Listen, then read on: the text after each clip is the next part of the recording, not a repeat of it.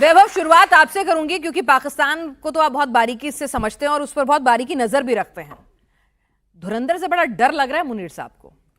देखिए, मुनीर को धुरंधर से तो डर होगा ही होगा, लेकिन मुनीर ने जहां जहां पे अपने हाथ डाले हैं दुनिया के जिन जिन कॉन्फ्लिक्ट्स में, वो कहते हैं ना पंचिंग अबव हिज वेट, वो अपने वेट से ज्यादा जो है वो पंच कर रहे हैं। सीधी भाषा में बोलूं, औकात से ज्यादा उड़ रहे हैं, मतलब ये कह सकते हैं आप। और जैसे अभी आपने देखा कि हाल ही में वो लिबिया गए, लिबिया में जनरल हफ्तार की गवर्नमेंट, मतलब जो सो कॉल्ड गवर्नमेंट है जिसको यूएन ने सैंक्शन कर रखा है और जो यूएन रिकॉग्नाइज्ड गवर्नमेंट है त्रिपोली की, उसके खिलाफ जनरल हफ्तार लड़ रहे हैं। और जनरल हफ्तार को ये 4.6 बिलियन डॉलर की जो है ये उनके साथ डिफेंस की डील करके आए। तो देखिए, वहां पे देख लीजिए, तालिबान के साथ एक कॉन्फ्लिक्ट ले रखा है और बोला है कि तालिबान के साथ ऑपरेशन सिंदूर के बाद ऑपरेशन तंदूर चलाया तालिबान ने पाकिस्तान के खिलाफ, तो उनके साथ भी लड़ाई ले रखी है। मुल्क के अंदर कॉन्फ्लिक्ट चल रहे हैं। तो इवन यूक्रेन में भी रशिया के खिलाफ जेलेंस्की को जो है आर्टिलरी शेल्स प्रोवाइड करने से लेकर के उनको सारी आर्म सप्लाई कर रहे हैं। तो ये जो अपने कहते हैं ना अपनी औकात से उड़ करके दुनिया भर के बड़े बड़े गेम्स में अपना हाथ डालने का जो काम कर रहे हैं, देखिए इसका एक साइड इफेक्ट भी होता है। अब जनरल हफ्तार को आप सपोर्ट कर रहे हैं तो जो त्रिपोली में जो गवर्नमेंट है वो भी आपके खिलाफ है। फिर वो कल को अफगानिस्तान में अफगान तालिबान को आपके खिलाफ सपोर्ट करेगी, अफगान तालिबान को फिर रूस सपोर्ट करेगा आपके खिलाफ, अगर आप यूक्रेन में उनको सपोर्ट कर रहे हैं।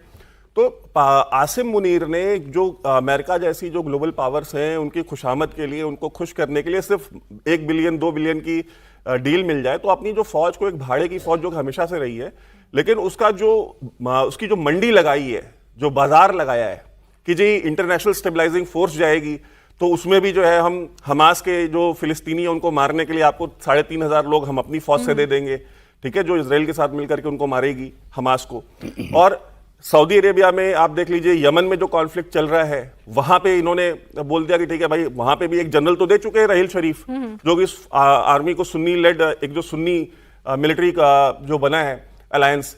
तो ये जो दुनिया भर के अलग अलग कॉन्फ्लिक्ट्स में जो उन्होंने अपने हाथ डाले हैं जी, तो डर सिर्फ अंदर से नहीं है, डर दुनिया के अलग अलग हिस्सों से है।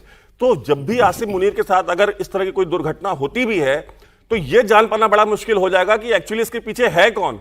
क्योंकि पूरी दुनिया में अगर आपने इतने सारे दुश्मन बना रखे हैं, पूरी दुनिया में आपने आतंकवाद फैला रखा है, यानी अब मुनीर का काम कोई भी तमाम कर दे, पता नहीं चलेगा करा किसने है। बिल्कुल, ये मुनीर को यही डर है कि मौत कहां से आ जाए उसे खुद भी नहीं पता। बिल्कुल यही बात है। और आप देखिए, अगर कल जो है वहां पे शेख जायद बिन नहयान जो कि यूएई के शेख हैं, अबू धाबी के, वो आए हुए हैं, ठीक है। और वो भी क्यों आए हुए हैं? ये जो 4.6 बिलियन डॉलर की जो डील जनरल हफ्तार के साथ हो रही है, वो बिडिंग जो है बेसिकली जनरल हफ्तार के साथ जो की है वो यूएई के कहने पे की है, ठीक है। वहां पे आप यूएई की बिडिंग कर रहे हैं। तो ये जो दुनिया भर में आप जो कॉन्फ्लिक्ट्स में आप घुस रहे हैं, जो कि आपकी औकात से बहुत बाहर का गेम चल रहा है उधर, ठीक है, वो कहते हैं ना कि दो हाथियों की लड़ाई में जो है कीड़े मकोड़े पीस दिए जाते हैं। तो आसिम मुनीर भी उन्हीं कीड़े मकोड़ों की तरह बड़े बड़े जायंट्स की लड़ाई में पीस दिया जाएगा। और फिर इसके ऊपर जनरल जियाउल हक के आज तक नहीं पता चला कि उसको किसने मारा, ठीक है। यानी दो बड़े लोगों की लड़ाई में मतलब पिसना मुनीर का तय माना जा रहा है। भाटिया साहब, अगर आपके पास आऊं, क्योंकि जैसे अब आप तो हम पाकिस्तान में रहे हैं, उनका तो इतिहास रहा है कि पहले सर पे चढ़ाओ फिर खुद ही काम तमाम कर दो। फौज में बोला जाता है कि अपने साथ साथ दुश्मन के बारे में भी जानकारी बहुत ज़रूरत है। तो मैं आसिम मुनीर का थोड़ी सी हिस्ट्री बताना चाहता हूँ। जी जी बिल्कुल। जलंधर में उनके पिताजी थे, एक स्कॉलर थे, टीचर थे, जाके पाकिस्तान चले गए आज़ादी के टाइम। उन्होंने अपनी इनिशियल स्कूलिंग जो है फौजी फाउंडेशन स्कूल्स में करी और 1986 में मंगलामयो कमीशन होके गए। लेकिन अपने बैच में जो वो ओटीएस है, अबोटाबाद नहीं बल्कि वो एकेडमी से नहीं बल्कि इस स्कूल से पास आउट हुए थे, उसमें स्वॉर्ड ऑफ ऑनर मिला था, मतलब वो फर्स्ट आए थे, इंटेलिजेंट थे। उसके बाद उन्होंने फ्रंटियर फोर्स ज्वाइन की और एज ए लेफ्टिनेंट कर्नल वो सऊदी अरेबिया में थे, जहां उन्होंने हाफिज का खिताब लिया क्योंकि उन्होंने जो कुरान थी वो मेमोराइज कर ली। तो जो उनका रेडिकलाइजेशन होता है वो तकरीबन वहां से शुरू होता है। कमांड करने के बाद उन्होंने ब्रिगेड कमांड की गिलगिट बाल्टिस्तान में और डिवीजन कमांड की एफसीएनए जो कि कश्मीर और पीओके के इलाके में उन्होंने अपनी डिवीजन कमांड की। उसके बाद 30 कोर गुजरांवाला में कमांड की, जिसके अंडर ये मुदरिके का इलाका आता है। तो उनका इन्फ्लुएंस, और ये जो गुजरांवाली वाली कोर है ये शकरगढ़ बल्ज या सियालकोट सेक्टर को देखती है। जी। मतलब उन्होंने अपनी जितनी भी कमांड की वो उन्होंने भारत के अगेंस्ट की। ठीक है। उसके अलावा 2 बार वो इंटेलिजेंस एजेंसीज में काम किया उन्होंने। डीजीएमआई थे वो 2017 में, और 2018 में डीजीआईएसआई थे। उसके बाद क्वार्टर मास्टर जनरल भी रहे, और फिर अचानक तख्ता बदला। इमरान खान के कट्टर दुश्मन होते हुए भी जैसे ही दूसरी सरकार आई तो वो प्रोपेल होके चीफ बन गए। लेकिन ये पहले जनरल हैं जिन्होंने इंडिया पाकिस्तान को छोड़ के हिंदू मुसलमान करने की कोशिश की। True. और ये इनकी जो औकात से ऊपर चढ़ने वाली बात है उसको मैं आगे ले जा रहा हूं। जो वैभव ने बताया, 3-4 चीजें बदल गई। नहीं तो फौज तो बहुत सुप्रीम, बहुत स्ट्रांग होती है पाकिस्तान में। एक, इन्होंने हिंदू मुसलमान करने की कोशिश की। दूसरा, उन्होंने तालिबान से बैर ले लिया। तीसरा, बलूची और जो केपीके में पश्तून है वो आर्मी के अगेंस्ट हो गए। अगर आप देखें तो पीक टेररिज्म जो था पाकिस्तान में वो था 2010 से लेकर 2014 तक। उसके बाद ग्राफ डाउन गया क्योंकि रहील शरीफ के अंडर इन्होंने कई ऑपरेशन लॉन्च किए केपीके में और बलूचिस्तान में, डाउन हुआ। लेकिन 2021 में जब तालिबान आई अफगानिस्तान में और यूएसए चला गया तो दोबारा रीसर्जेंस हुआ टीटीपी का, तहरीक तालिबान पाकिस्तान का। इन्होंने उनसे भी बैर लिया, इन्होंने अफगानी तालिबान से भी बैर लिया। तो ये जो, और तीसरी जो सबसे बड़ी चीज जो बदली हुई, इंटरनल सिचुएशन तो कमजोर हुई कि ये जो भारत है ये मोदी और योगी का भारत है। ये घर में घुस के मारता है। अभी तक 70 सालों में उन्होंने इस तरह का रीसर्जेंट भारत नहीं देखा था। हमारे चाहे पार्लियामेंट पे अटैक हो जाए, चाहे मुंबई अटैक हो जाए, हमने कभी जवाब में कोई कार्रवाई करी ही नहीं। हमने खाली एक डोजियर पकड़ा दिया, हम यूएन चले गए, हमने इस तरह की कार्रवाई की। अब हम घर में घुस के मारते हैं और बोलते हैं तुम एक मारोगे तो हम तुम्हारे 10 मारेंगे। और एक बहुत बड़ी बात हुई है कि अब इंडिया ने बोल दिया है कि ये जो वर्दी वाले हैं यही दहशतगर्द हैं, यही दहशतगर्द, और जो सलवार कमीज में है और यूनिफॉर्म में यही फर्क है। तो इनको मारना है, और इनका सरगना कौन है? आसिफ मुनीर को मारना है। इसलिए यानी आसिफ मुनीर का पैनिक होना बिल्कुल सही, बहुत लाजमी है, और इसके दिन नंबर्ड हैं। आपने 45 दिन दे दिए हैं, मैं तो कहता हूं कल भी हो सकता है 4 साल बाद हो जाए, लेकिन होगा जरूर। गणेश शैलेंद्र, बड़ा अटपटा लगता है कि मतलब भाई आसिम मुनीर जो खुद को तमगे लटका रहा है, अपने आप को सर्वे सर्वा बना रहा है, संविधान का संशोधन कर रहा है, अब डर के मारे छिपा हुआ घूम रहा है। ये नौबत कैसे आ गई उसकी? और जय हिंद, नमस्कार। देखिए, सबसे बड़ी बात है कि पाकिस्तान के बारे में पता करना, मुनीर के बारे में मत पता करिए, पाकिस्तान आर्मी के बारे में पता करिए, क्योंकि उस बेचारे की अपब्रिंगिंग आर्मी से हुई है। अब जब वो मेजर रहा था तो वो एक कोई डेयरी फार्म था, वो उसका इंचार्ज था। क्योंकि Pakistan army is into all this business. जब वो सीओ बना था रेंजर्स का तो दैट टाइम ही was incharge for a developmental project, जो रियल एस्टेट वाले होते हैं वो उनका इंचार्ज भी था। सो उससे जब ऊपर आए, अब ये जो सर ने 3 जगहों के नाम बोले हैं, मैंने लिख भी लिए इसीलिए। और बढ़िया बात देखिएगा, बिल्कुल प्रूफ की बात चल रही है। अब उन्होंने कहाँ कहाँ कमांड करी, शकरगढ़ में करी, मुरीदके में करी, गुजरांवाला में करी, तीनों जगह पर इंडिया ने ठोका इन्हें। मतलब अगर इनकी एज अ चीफ थोड़ी कोई अच्छी पकड़ होती उस जगह की, उसके जगह के नॉलेज की, आर्मी की, तो भाई साहब यहाँ पर कुछ तो करते आप, कुछ तो बचा पाते अपने आप को। आपने एक बड़ा शुरुआत में बड़ी अच्छी बात कर दी, दैट वाज कि कोई आतंकी क्यों? पूरी की पूरी आर्मी आतंकी है, पूरी की पूरी आईएसआई आतंकी है। आप समझने की कोशिश करिए। आप चीफ बन जाएं, आप सीडीएफ बन जाएं, आप फील्ड मार्शल बन जाएं, मुझे कोई प्रॉब्लम नहीं है। लेकिन आपने जो प्रमोशन की बाकी जो एवेन्यूज हैं अपने आर्मी के अंदर, उसको तो रोक दिया ना। अब वो मिर्जा साहब चेयरमैन थे, निकाल दिए गए, चलिए जी खत्म हो गया आपका मामला। अब जो और बनना था चीफ, क्योंकि ये पहले और आखिरी होंगे शायद, जो कि अपने आप में चीफ भी है, सीडीएफ भी है, फील्ड मार्शल भी है, तीनों चीजें, तो आप अपने एनिमी तो खुद बना रहे हो। और उससे भी बड़ी बात जो मैं कह रहा हूं, आप कह रही थी बुलेट प्रूफ जैकेट, और वो जो गन उसके तकिए के नीचे है, वो इसलिए रखी जा रही है कि किसी दूसरे के हाथ से मरने से अच्छा है खुद ही मार लो। कम से कम ये तो हो जाएगा कि देखिए जी, मैं अपने देश के लिए शहीद हो गया, मैं अपने देश के लिए शहीद हो गया। आप अगर आप एक अच्छा एनालिसिस करके देखें, मुनीर साहब जो है ना, वो अपने लिए सब कुछ खुद ही कर रहे हैं। मतलब अपनी कब्र खुद ही खोद रहा है। वो अपने आप देखेंगे, इसमें कहीं मुझे कोई जरूरत नहीं लीबिया जाने की कि चलो जी वहां से इन्होंने क्या किया क्या नहीं। पॉलिटिशियंस क्यों बोल रहे हैं ये वाली बात वहां पर? क्योंकि पॉलिटिशियंस के दिल में तो है कि ये बंदा नहीं होना चाहिए, पब्लिक के दिल में है कि ये बंदा नहीं रहना चाहिए, लेकिन बोल इसलिए नहीं पाते क्योंकि अगले दिन आपको गायब कर दिया जाता है। ये पाकिस्तान की ट्रेडिशन रही है। सो बी रेस्ट एश्योर्ड, मुनीर जैसे कैरेक्टर के लिए आपको कहीं किसी की कोई जरूरत नहीं, ये अपने आप खुद अपनी मौत इनवाइट करेंगे। चलिए, हिंदुस्तान के लिए तो अच्छा है, लेकिन दिक्कत यह है कि एक मुनीर मरेगा तो ना जाने कितने मुनीर पैदा होंगे, क्योंकि वहां की सोच जो है वही यही है कि हिंदुस्तान की मुखालफत करो और अपनी जनता को, अपने आवाम को बेवकूफ बनाओ और उसी के साथ जो है अपने लिए वाहवाही बटोरो। दत्ता सर, अब आपसे समझना चाहेंगे, मैं सबसे, आपने सभी की बातें भी सुनी होंगी। मुनीर, ऐसा क्या हो गया कि पिछले 3 महीने पहले तक उसने एक नैरेटिव बनाया कि मैं ही सबसे शक्तिशाली हूं, मैं हूं तो तुम बचे हुए हो, सेफ हो, मैं हूं तो पाकिस्तान आबाद है, देखो अमेरिका से भी दोस्ती कर लेता हूं, चीन से भी कर लेता हूं, यहां लंच खा लेता हूं। लेकिन बीते 1 महीने के अंदर अंदर ऐसा डाउनफॉल आया है कि बलूच हो, इमरान के समर्थक हो, हर जगह से, अफगानी हो, हर जगह से इस वक्त मुनीर को एक तरह से कहें तो लात पड़ रही है और मरने का डर सता रहा है। सोलक बिल्कुल पिनाज, बड़ी पुरानी कहावत है, the man who lives by the gun dies by the gun. आप मेरा मतलब समझिए, मैं हिंदी में अगर इसका अनुवाद करूं, जो आदमी बंदूक के सहारे जीता है वो बंदूक से ही मरता है। वो तो अभी ऑप संदूर से पहले पाकिस्तान के अंदर क्या माहौल था?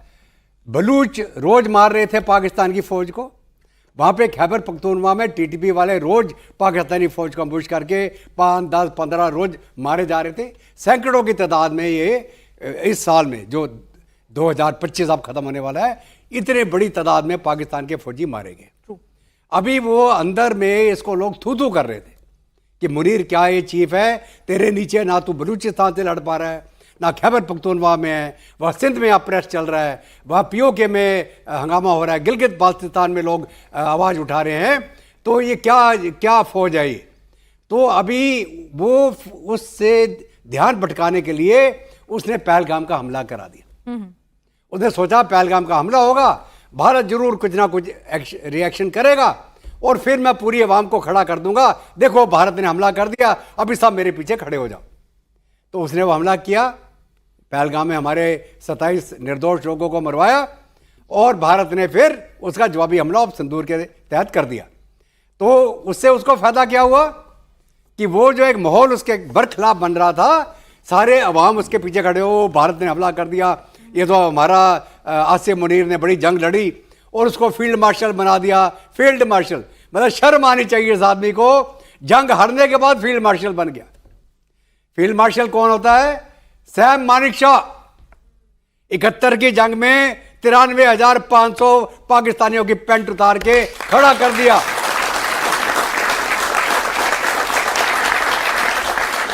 सेकेंड वर्ल्ड वॉर के बाद दुनिया में एक नए मुल्क को जन्म दिया हमने, बांग्लादेश। ईस्ट पाकिस्तान अलग हो गया, वेस्ट पाकिस्तान अलग हो गया, 2 टुकड़े कर दिए, ठीक है। फिर बना फील्ड मार्शल, वो होती है इज्जत। अभी आप आ जाइए कि हमने क्या किया, हमने अब संदूर में मारा, चुन चुन के मारा और इनके सारे टेररिस्ट टारगेट हमने स्ट्राइक करे। हमने बोला हमने अपना ऑब्जेक्टिव अचीव कर लिया। इसे बोला नो अब तो मैं भी मारूंगा। इसने अपनी ड्रोन भेजी, कुछ मिसाइलें भेजी, हमने मार के गिरा दी और फिर हमने इसके 11 एयरफील्ड तबाह कर दिए। फिर अमेरिका रोने लगा क्योंकि उनका भी वहां पे एक इंटरेस्ट है, कहां? नूर खान में, ठीक है। तो उन्होंने बोला भारत को भाई अब मत मारो और इसको। तो हमने बोला भी, हमने पहले भी इसको बोला था, हमने टारगेट अचीव कर दिया, तुम इसका नहीं करना चाहते, अगर तुमको बंद करना है हमारे डीजीएमओ से बात करो। तो फिर पाकिस्तान के डीजीएमओ ने हाथ जोड़े हमारे डीजीएमओ को, भाई बहुत हो गया, अभी बंद कर दो। तो हमने बोला ठीक है, हमारा ऑब्जेक्टिव हो गया है, अभी हम इसको बंद कर रहे हैं। तो हमने किसी अमेरिका के कहने पे जंग नहीं रोकी। पाकिस्तान को हमने पहले भी बोला था, हमने कर दिया। आप हमसे बोले हम जंग को रोक देंगे, हमारा और कोई इंटरेस्ट नहीं है, काउंटर टेररिस्ट ऑपरेशन। और इसके बाद हमने क्या बोला, आज के दिन में वर्दी और सिविल में कोई अंतर नहीं है। हर एक आदमी जो टेररिज्म में इन्वॉल्व है भारत के खिलाफ, नॉन स्टेट एक्टर कोई नहीं है, सारे स्टेट एक्टर हैं। अभी मुनीर की मुसीबत, मुनीर कौन है? शिया मुसलमान, एक सुन्नी मुल्क के अंदर शिया मुसलमान, उसको तो वैसे नींद नहीं आनी चाहिए, सुन्नी उसकी गर्दन काटेंगे। ला इलाहा इल्लल्लाह। मैं बता रहा हूं आपको, जो लोग शिया सुन्नी का जो इनका जो चलता है, इनकी लड़ाई चलती है आपस में जी, ये शिया एक सुन्नी शेर के ऊपर बैठा हुआ है, इसको नींद कहां से आएगी? और ऊपर से भारत से दुश्मनी, इधर से दुश्मनी, उधर उधर BLA, दोबारा अभी क्या हो रहा है, दोबारा बलूच, दोबारा TT पे, वहां से अफगानिस्तान, अभी अंदर से कौन? इमरान खान। आज इमरान खान के सारे पठान लाहौर में घुस गए हैं, ठीक है? तो ये मौत मरने वाला है, ये आज नहीं तो कल कितने गाजी आए, कितने गाजी चले गए, कितने अयूब खान आए, जिया आए, कितने आए, सब गए। भारत वही का वही कायम है, तो इसकी मौत आने वाली है आज नहीं तो कल। अगर आपको याद हो, जब इन्होंने भुट्टो को फांसी दी थी, उसके दो बेटे थे, शाहनवाज और मुर्तजा भुट्टो, और उसकी बेटी थी कौन? बेनजीर भुट्टो। उन दो बेटों ने एक ग्रुप बनाया था, अल जुल्फिकार ग्रुप, और उन्होंने बोला था हम जिया अल हक से बदला लेंगे।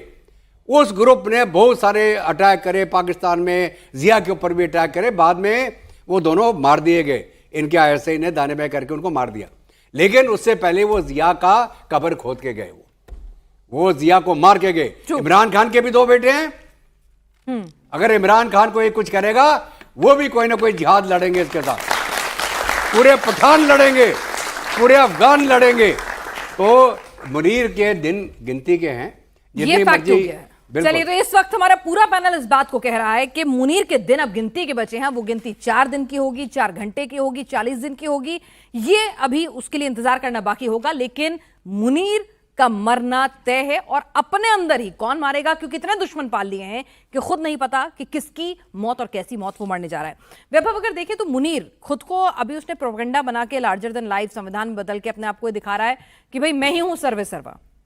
लेकिन अगर देखें तो मुनीर के शासनकाल में ही सबसे ज्यादा पाकिस्तान को डैमेज हुई है, सबसे ज्यादा पाकिस्तान के बुरे हालात हुए हैं। जी बिल्कुल, आप देख लीजिए, आप उनकी अगर आर्मी की कैजुअलिटीज देख लीजिए तो लगभग 3,500 फौजी हर साल मर रहे हैं।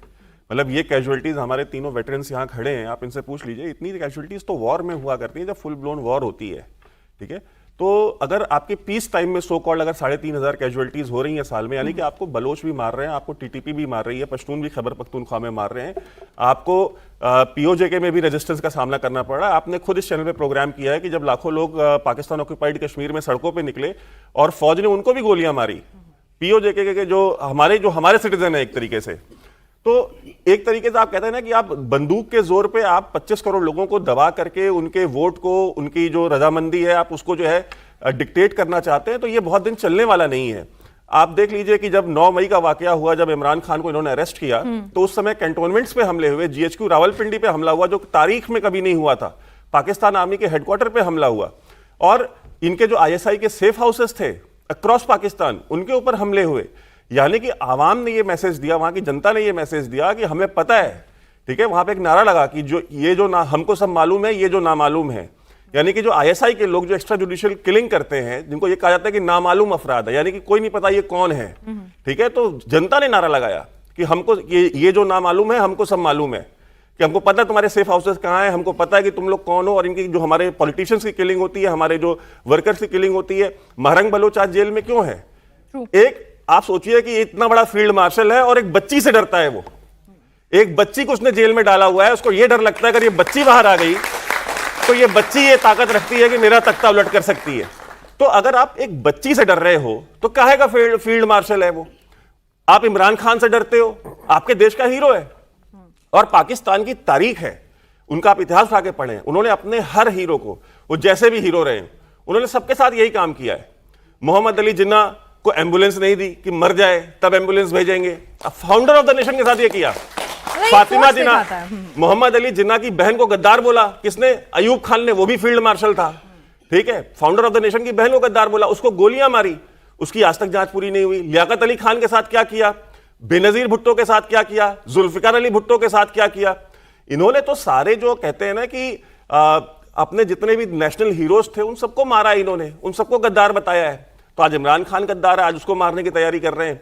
तो उसको मार क्यों नहीं रहे? क्योंकि प्रेशर बड़ा है। सऊदी अरेबिया का प्रेशर भी बहुत है। सऊदी अरेबिया ये कह रहा है कि अगर उसको मार दिया तो बड़ी दिक्कत हो जाएगी। उसको मारना नहीं, नवाज शरीफ को भी मारना चाहते थे, उसको भी सऊदी अरेबिया ने नहीं मारने दिया। सऊदी अरेबिया ने कहा कि भाई हमारे यहां भेजो। तो आपको याद होगा कि वहां से निकले और फिर जेद्दा गए। तो ये सारा का सारा पाकिस्तान की आर्मी का इतिहास है। वो डरते हैं, बुज़दिल लोग हैं, कायर लोग हैं। देखिए, आप मेरे पास बंदूक हो, एक हुजूम हो, वो एक हुजूम है। वो एक ग्लोरीफाइड टेररिस्ट है जो वर्दी पहनते हैं, ठीक है। एक आतंकवादी जो तालिबान का जो सलवार कमीज में लड़ रहा है, उसमें और पाकिस्तान आर्मी में बस इतना अंतर है कि वो वर्दी में लड़ रहे हैं, वो सलवार कमीज में लड़ रहे हैं। बस इतना ही अंतर है। सेम आइडियोलॉजी है जिहाद की। जिहाद फी सबीलिल्लाह पाकिस्तान आर्मी का मोटो है, ठीक है। तो जिहाद फी सबीलिल्लाह तो तालिबान का भी है, जिहाद फी सबीलिल्लाह तो लश्कर तैयबा का भी है, जिहाद फी सबीलिल्लाह तो जैश मोहम्मद का भी है, आईसिस का भी है, बोको हराम का भी है, अल शबाब का भी है। किसका नहीं है? सारे जिहाद कर रहे हैं। तो ये फौज भी जिहाद कर रही है। आपने पाकिस्तान मिलिट्री एकेडमी की ट्रेनिंग में उनके कोर्स में डाला कि भाई पहले ये था, जब तक जियाउल हक नहीं बना था तब तक ये था कि भाई हम टेरिटोरियल इंटीग्रिटी और जो ज्योग्राफी है पाकिस्तान की, हम उसको डिफेंड करेंगे। उसकी ट्रेनिंग ये थी। जियाउल हक के बाद क्या हुआ? जिहाद फी सबीलिल्लाह, कि भाई ये फौज अब जिहाद करने के लिए बनी है। तो आपको जो आसिम मुनीर दिख रहा है, आने वाले जनरल भी आपको आसिम मुनीर जैसे ही दिखेंगे। आप अभी जो मिलिट्री इंटेलिजेंस के चीफ है वहां पर मेजर जनरल वाजिद अजीज, आप उनकी फोटो देख लीजिए, इतनी बड़ी बड़ी दाढ़ी है उनकी। तो ये जो दाढ़ी वाले जनरल्स हैं, यही आपको आगे दिखेंगे। यही कुरान मतलब फ्यूचर में और ज्यादा ये लोग कट्टर हो जाएंगे। बहुत मेरी भी दाढ़ी है। नहीं सर, लेकिन आपकी दाढ़ी के साथ मूंछ भी है। तो वो जो है ना, वो जिहाद वाली दाढ़ी है। तो ये जो सारा का सारा जो सिस्टम बनाया जा रहा है और जिस तरह से ग्लोबल जिहाद को सपोर्ट करने के लिए, आप सोचिए कि आईसिस को, आईएसकेपी को, इस्लामिक स्टेट खुरासान प्रोविंस को कौन बना रहा है, कौन पाल रहा है? पाकिस्तान आर्मी पाल रही है। और दुनिया की इकलौता ऐसा मुल्क है पाकिस्तान और वहां की आर्मी जिसके ऊपर तालिबान आरोप लगा रहा है कि आतंकवादी है। और तालिबान को किसने बनाया? अब सोचिए, तालिबान अगर किसी को आतंकवादी कह रहा है तो मतलब ये आयरनी कह लीजिए, इससे बड़ा सर्टिफिकेट क्या हो सकता है? वो कह रहे हैं कि इस्लामिक स्टेट को, आईसिस को ये पाल रहे हैं हमारे अपने यहां पे और हमारे खिलाफ इस्तेमाल कर रहे हैं और पूरे रीजन को डिस्टेबलाइज करने के लिए इस्तेमाल कर रहे हैं। तो आप देख लीजिए, मस्तूंग में जो ऑपरेशन किया डायरेक्टरेट ऑफ नेशनल इंटेलिजेंस जो अफगान तालिबान की है, उसने और बलोचों ने, बीएलए ने मिलकर के बलोचिस्तान में मस्तूंग में ऑपरेशन किया। बुला नदी के किनारे ट्रेनिंग कैंप बना हुआ था। उस ट्रेनिंग कैंप में वो आईसिस का ट्रेनिंग कैंप था। अब आप सोचिए, आईसिस के ट्रेनिंग कैंप के ऊपर ऑपरेशन लॉन्च कर रहे हैं अफगान तालिबान और बीएलए मिलकर के। और वहां पे ऑपरेशन करके वहां जितने पासपोर्ट्स वहां पे अक्वायर किए गए, वो सारे पासपोर्ट किसके थे?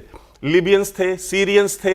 और यहां वहां से अब पाकिस्तान आर्मी के मर्जी के बिना बलूचिस्तान में, अच्छा, सबका जो चेक इन था, ठीक है, वो सबका सब कराची में था। यानी कि सारे के सारे कराची आए, सीरिया से, लीबिया से, और चेकआउट करके वहां से निकले, मस्तूंग चले गए बलूचिस्तान कराची से, वहां पे ट्रेनिंग कैंप लगा लिया। तो बिना आईएसआई और पाकिस्तान की मर्जी के मतलब कि पॉसिबल ही नहीं है कि आप कराची तक घुसाएंगे जब तक उनकी शय नहीं होगी। कैसे घुसेंगे? ठीक है, दो बांग्लादेशी भी थे, ये पासपोर्ट बता नहीं हाँ, रहे। वो बांग्लादेशी भी थे। और आप आज भी देख लीजिए, इवन बांग्लादेश में भी जो आतंकवादी अंसारुल बांग्ला वाले जितने हैं, उनको कौन सपोर्ट कर रहा है? पाकिस्तान सपोर्ट कर रहा है। उनकी ट्रेनिंग कैंप कहां लगे हुए हैं? तरबेला में लगे हुए हैं पाकिस्तान में। तो ये पाकिस्तान एक ग्लोबल हब ऑफ टेररिज्म है। और ये जो आतंकवादी आज पाल रहे हैं, जैसे पहले अफगान तालिबान को पाला, आज वो मार रहे हैं, आज इनको पाल रहे हैं, आईसिस वालों को और इन बांग्लादेशियों को, कल ये मारेंगे इनको। और आपको ये बता दूं, म्यांमार में एक चीज, म्यांमार में जो अराकान जो आर्मी है, जो एक आतंकवादी संगठन है, जो वहां पे बुद्धिस्टों को जिन्होंने जिंदा जलाया और जिसके बाद म्यांमार में एक ब्लोबैक आया, उसका जो लीडर है अताउल्ला जुनूनी, वो कराची में पैदा हुआ, वो कराची का रहने वाला है, वो म्यांमार में आतंकवाद चला रहा है, वो वहां पे संगठन चला रहा है। मतलब कुल मिला के आतंकवाद जो है वो मेड इन पाकिस्तान ही है। बिल्कुल, मतलब हो कहीं भी रहा हो, मतलब आतंकी और आतंकवाद मेड इन पाकिस्तान। एक आईएसआई मार्क यहाँ होता है, एक आईएसआई मार्क पाकिस्तान से लगता है। और वो कहीं भी, आप अगर पूरी दुनिया में उठा के देख लेंगे, कहीं ना कहीं जो भी आतंकी निकल कर आते हैं, उनके तार, उनकी ट्रेनिंग, उनके हैंडलर, उनका साजो सामान, पाकिस्तान का कुछ ना कुछ लिंक जरूर आता है। तो भाटिया सर, अब ये मुनीर खुद मरेगा या डील लेके भाग जाएगा, दूसरा मुनीर आ जाएगा? देखिए, इसने अपना अभी बैलेंस बनाने की कोशिश की है। इसके सर, पर कई सारी नाव में पांव रखी है। फैमिली को पासपोर्ट दिला दिए हैं यूएसए के। अब कुछ सुनने में आ रहा है कि कनाडा भी जा सकता है ये, क्योंकि अब तक जो आज से मुशर्रफ से पहले के जो जनरल थे, उन सबको बड़ा आसानी से पासपोर्ट मिल जाता था यूएसए का या वेस्ट का। उसके बाद से आपने देखा होगा कि ये मुश्किल होने लगा, क्योंकि ये रेडिकलाइजेशन जो आर्मी में आने लग गई और ये जो दाढ़ियां बढ़ने लग गई और मूछें जो हैं वो कटने लग गई, तो तब से क्या हुआ कि वेस्ट ने भी थोड़ा सा अपना हाथ पीछे कर लिया।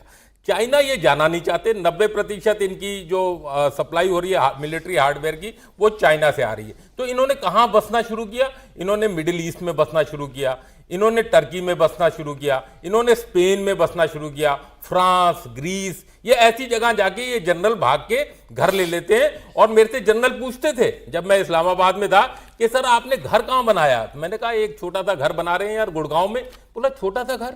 आप तो ब्रिगेडियर तो अभी हैं, जनरल बनने वाले हैं, तो यूके वूके की बात करिए। मैं कहा यूके इंडियन आर्मी वाले के पास घर एक बहुत छोटा सा होता है, अपनी तनख्वाह पे बनाते हैं।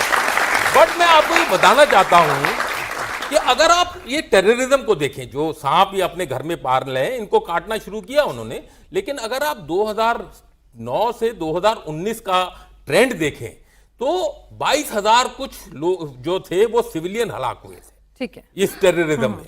और जो फौजी थे वो तकरीबन 7,000 थे, 10 साल में 7,000 मरे थे। और इन्होंने क्लेम करते हैं कि इन्होंने 8 से 10,000 टेररिस्ट इन्होंने मारे। लेकिन 2019 के बाद ये उल्टा हो गया। टेररिस्ट अब क्या कर रहे हैं? सिविलियंस को छोड़ रहे हैं और अब ये फौजी को मार रहे हैं, क्योंकि वो भी समझ गए हैं कि जो असली टेररिस्ट है वो पाकिस्तान फौज है। तभी आपने देखा होगा, जैसे दत्ता साहब ने भी बताया कि इस साल 3,500 फौजी अब तक मर चुके हैं। और अगर आप देखें और क्या बोलते हैं, जो टेररिस्ट अभी मरे होंगे, तो अगर जो ऑफिशियल आप उसमें जाएं तो 300 से 400 टेररिस्ट तो ये बोल रहे हैं, क्लेम कर रहे हैं। मेरे ख्याल से उससे भी कम मरे होंगे। तो ये जो इक्वेशन है पूरी चेंज हो गई है। और धीरे धीरे जो ये जो न्यूज है ये आसिफ मुनीर के चारों तरफ बढ़ता जा रहा है। तो आसिफ मुनीर ने अपने लिए इतने सारे दुश्मन बना लिए हैं, विद इन द फौज भी बना लिए हैं कि भाई खुद अपने लिए सबसे बड़ी पोजीशन लेके बैठ गया है, खुद रिटायर होगा नहीं, जितने भी ऑफिसर्स होंगे अपनी मर्जी से चुनेगा, शरीफ ब्रदर्स के साथ उसकी पट नहीं रही है। तो कहीं ना कहीं इंटरनल भी उसने अपने लिए बहुत ज्यादा मुखालफत जो है वो क्रिएट कर ली है।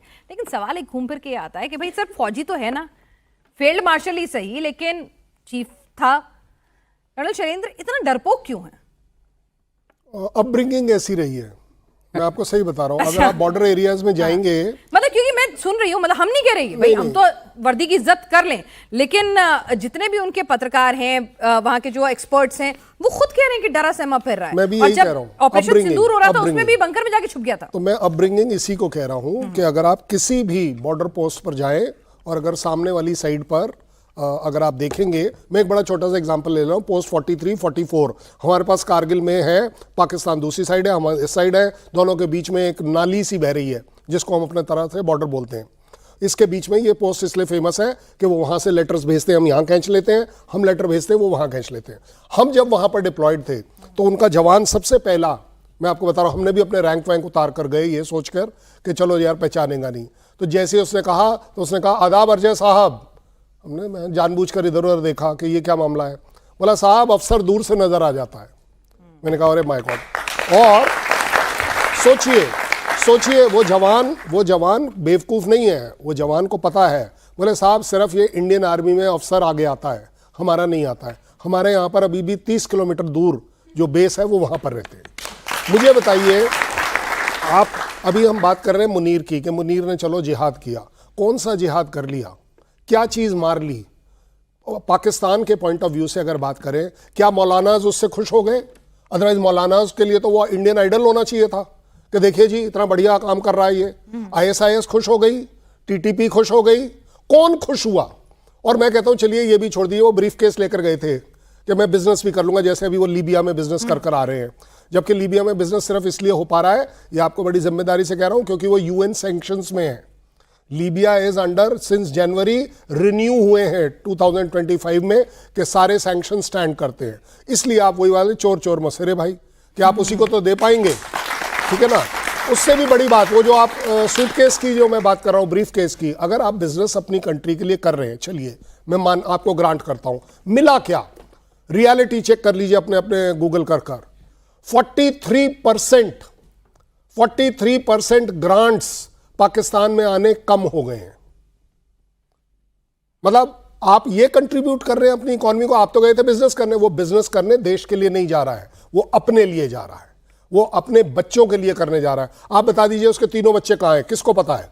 पाकिस्तान में कोई बता दे मुझे कि उसके बच्चे कहाँ रहते हैं, क्यों इतना? और सर बता रहे थे ना कि छोटा घर बड़ा घर, आ जाइए मेरे पास नोएडा में मैं सेक्टर और हाउस नंबर जानबूझ के नहीं बता रहा क्योंकि सिक्योरिटी कंस्ट्रेन वाली बात हो सकती है, आज नहीं तो कल। बिपिन रावत सर का घर और मेरा घर आस पड़ोस वाला है। वो मेरे पड़ोस वाले फ्लैट में, मैं इस साइड वाले फ्लैट में हूं। एक सीडीएस आर्मी चीफ का घर वो है, एक फ्लैट जो उन्होंने लिया। आप सोचिए, मुझे एक, अगर आपकी याददाश्त में आ रहा है, कोई एक आर्मी चीफ बता दीजिए पाकिस्तान का जो पाकिस्तान में रह रहा है। चलिए पाकिस्तानी से पूछ लीजिए। और मुझे क्या नहीं रह रहा है ओ ठीक है सर, वो तो अब उसकी उम्र रह क्या बची, ज्यादा बड़ी बात, मैं मेजॉरिटी की बात कर रहा हूं। और मुझे एक बता दीजिए हमारा चीफ जो बाहर रह रहा है, जिसका घर बाहर है, वो सेटल्ड बाहर है, क्यों? आपने बात करी ना वो बुलेट प्रूफ जैकेट और वो बंकर और ये सब, जब ऑपरेशन सिंदूर हो रहा था हमारे चीफ कहां थे? हमारे चीफ अपने घर से, आर्मी हाउस से साउथ ब्लॉक, रोजाना सड़क पर वो गाड़ियां दिखती थी जो उससे वो ऑफिस जाते थे और आते थे। ये मतलब दिस इज ओपन सीक्रेट। क्यों? क्योंकि हमें मालूम है कि हमारा चीफ को कहीं किसी से कोई डर नहीं है। बॉर्डर सिक्योर है, एयर डिफेंस तगड़ी है, इंटरनल सिचुएशन बढ़िया है। यह प्रॉब्लम है मुनीर के लिए कि इन सब के सब पैरामीटर्स पर मुनीर अपने देश के खिलाफ जा रहे हैं, देश को धोखा दे रहे हैं, अपने लिए सिर्फ गेन कर रहे हैं। और जब आदमी अपने लिए गेन करता है ना, तो उसे यह जरूर लगता है कि ये सारी आंखें को मैं बेवकूफ बना रहा हूं, ये मुझे नहीं देख पा रही हैं। जबकि विदाउट रियलाइजिंग ये जो 100 दर्जन आंखें हैं, ये मुझे हर एंगल से जानती हैं। और वही आंखें अब मुनीर की मौत चाहती हैं, क्योंकि अब आप देखिए कि वर्दी, चलिए आपको एक पार्टी की आइडियोलॉजी पसंद है, एक नेता पसंद है, एक नेता नहीं पसंद है, सबकी अपनी अपनी अलग ओपिनियन हो सकती है, लेकिन जब हम वर्दी देखते हैं तो हम सब लोग एक ही भावना के साथ उसे सल्यूट करते हैं, उसका सम्मान करते हैं। और जब बात चीफ की आती है तो फिर बात अलग ही हो जाती है। पर वहां पर चीफ ही अगर अपने आप को महफूज नहीं समझ रहा है, उसे अपनों से ही डर है, तो सोचिए वो कर क्या रहा होगा। आप सब लोग अपने सवाल तैयार रखिएगा, बिल्कुल आऊंगी मैं आपके पास। दत्ता साहब, एक रिमार्क आपका भी, फिर उसके बाद हम सवालों का सेशन शुरू करते हैं। कि मतलब जी जी जी आप बोलिए, आप अगर आप कुछ कह जाए। देखिए पिनाज, ऐसा है, जो आर्मी का चीफ किसी देश को बाय रिमोट कंट्रोल चला रहा हो, जिसको पता है कि सारी ताकत उसके हाथ में है, जितनी और सरकार है वो कठपुतली है, वही सारा कुछ कर रहा है, तो ये किसके मुंह पे ऊपर तमांचा है? पाकिस्तान की अवाम को जागना पड़ेगा, जो जाग रही है आज। जिस दिन पाकिस्तान की अवाम को पता चल गया कि पाकिस्तान की फौज उनको लूट के खा रही है, लूट खसोट कर रही है और वो भूखों मर रहे हैं, तो उस दिन ये पाकिस्तान की फौज का तख्ता पलट हो जाएगा। लेकिन ये होगा कब? हमने इमरान वाले केस में देखा जरूर, लेकिन उसके बाद ये सब लोग फिर से बैक टू स्क्वायर वन आ गए, क्योंकि उसने कहा कि हिंदुस्तान को मारो, ये सब एक हो गए, क्योंकि सबसे ज्यादा नफरत तो हिंदुस्तान से। मैं और आपके माध्यम से बताना चाहता हूं, पाकिस्तान की अवाम को, भारत की फौज पाकिस्तान की 1 इंच जमीन के ऊपर पैर नहीं रखेगी। आप अपनी फौज को हटा दीजिए, सिर्फ पीओके हमारा वो हम वापस लेंगे, इसके अलावा हम कुछ नहीं चाहिए हमें। और ये जो फौज है, ये किसके जोर पे आपका खून चूस रही है? भारत हमला कर देगा। भारत हमला नहीं करेगा। तुम हिमाकत करोगे तो हम मारेंगे, तुम हिमाकत करोगे तो हम मारेंगे तुमको। इसलिए पाकिस्तान की अवाम को जागना पड़ेगा। पाकिस्तान के लोगों को अगर जमहूरियत चाहिए, डेमोक्रेसी चाहिए, उनको ये फौज को हटाना पड़ेगा जो इनका खून चूस रही है। भारत की फौज अपनी अवाम की सेवा करती है, अपने बॉर्डरों की रक्षा करती है। अंदर कोई भूचाल, भूकंप, फ्लड आता है तो वहां पे जाके लोगों की जान बचाती है। यहां पे हम खून नहीं चूसते।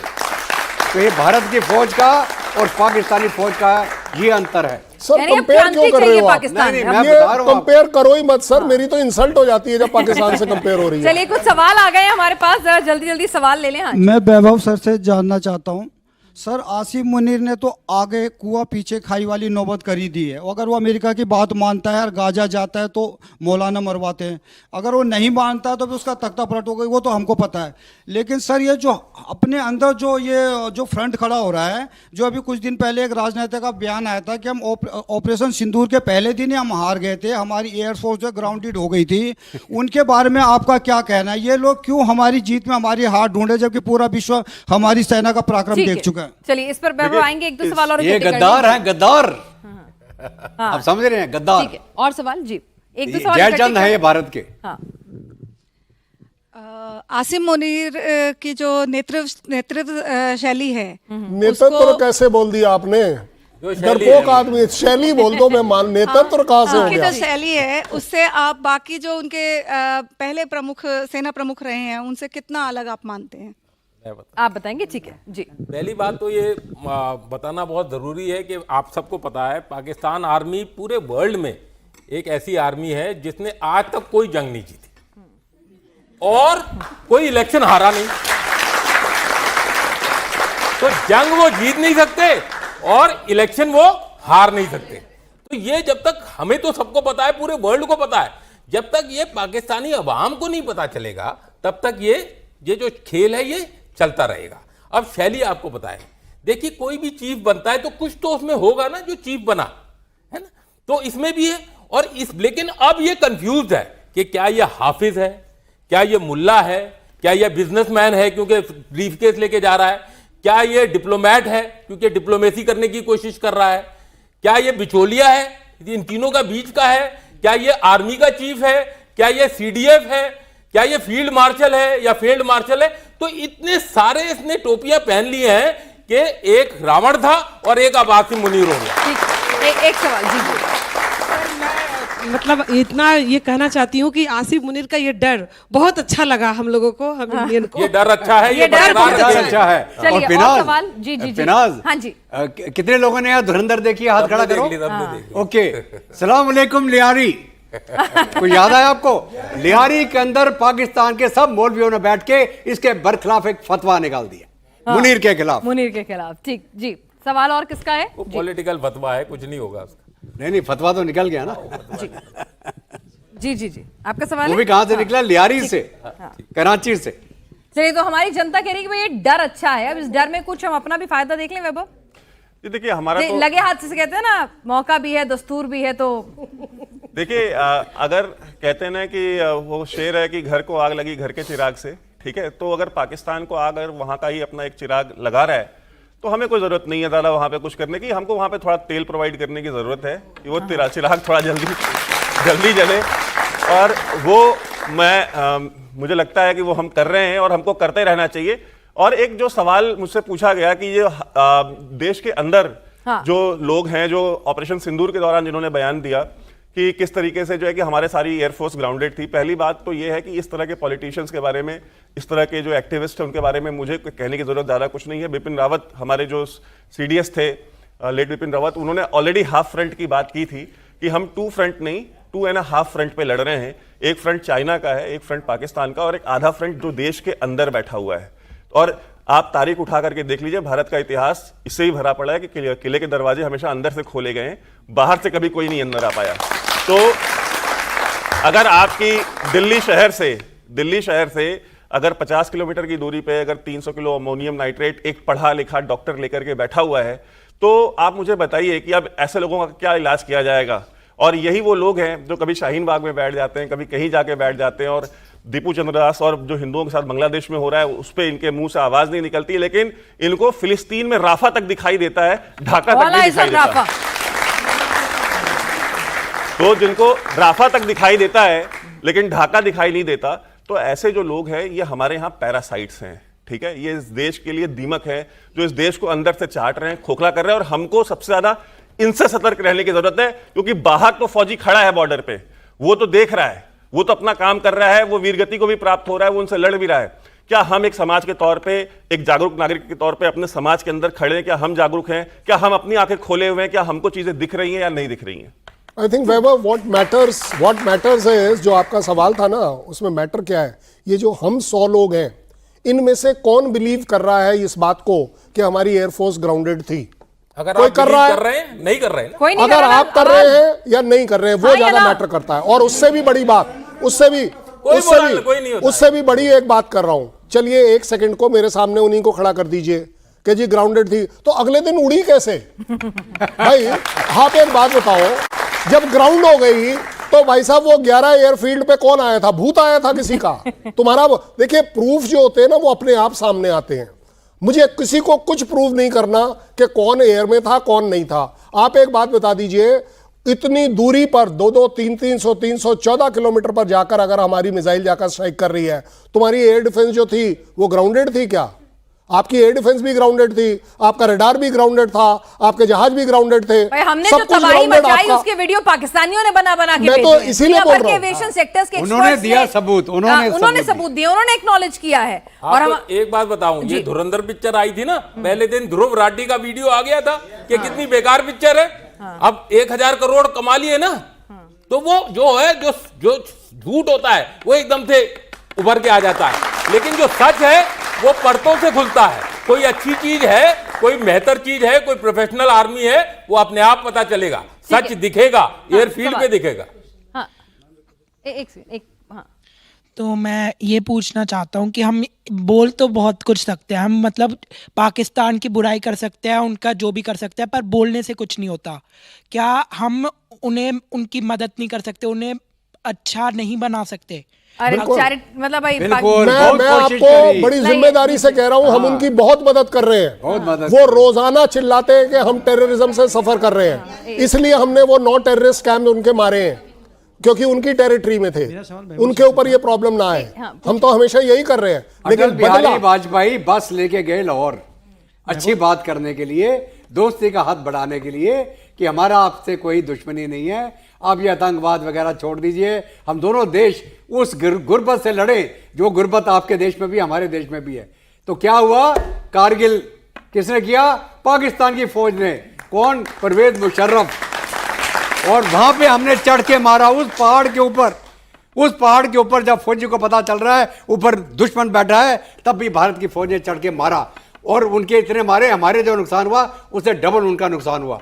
तो कहने का मतलब यह है, हमने फितरत बहुत इस मुल्क की कोशिश ऐसी करी। है, अच्छी बात इसे हजम नहीं होती, इसे गंदी बात करनी है, गंदे काम करने हैं, कुल मिला के कहानी का सार ये है। जी हाँ, वैभव से मेरा सवाल था कि अभी तक पाकिस्तान की कोई भी सरकार अपना कार्यकाल पूरा क्यों नहीं कर सकी?